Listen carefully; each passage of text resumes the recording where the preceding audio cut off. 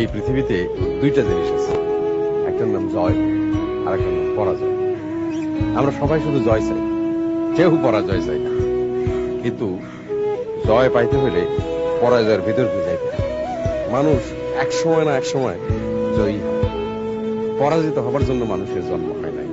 পৃথিবীর সবচেয়ে সুন্দর দৃশ্য কি জানেন ভাইজান? পরিবারের সবাই কোনো একটা কারণে একসঙ্গে হাসাহাসি করতেছে, এইটাই জগতের মধুর দৃশ্য। আবার সবাই একসঙ্গে মিলে কান্দার দৃশ্য খুব মধুর, তবে কাঁদতে হবে একসঙ্গে। এই যেমন ধরেন, আপনার মায়ের যখন মৃত্যু হবে, আপনারা সবাই মিলে কাঁদবেন, সেই দৃশ্য বড় মধুর দৃশ্য হবে। ভালোবাসা হলো কাঁচা সবজির মতো, নষ্ট হয়ে যায়। এই জন্য ভালোবাসা বুকের মধ্যে লুকায় রাখতে হয়।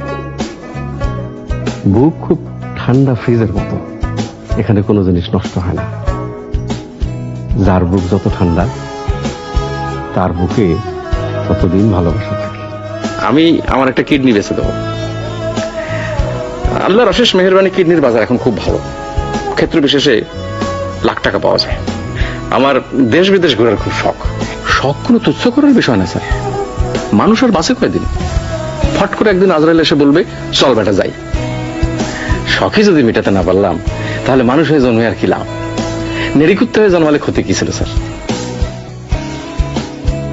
মাঝে মধ্যে শখের বসে পদ রচনা করি, আবার পাতার বাঁশিও বাজাই।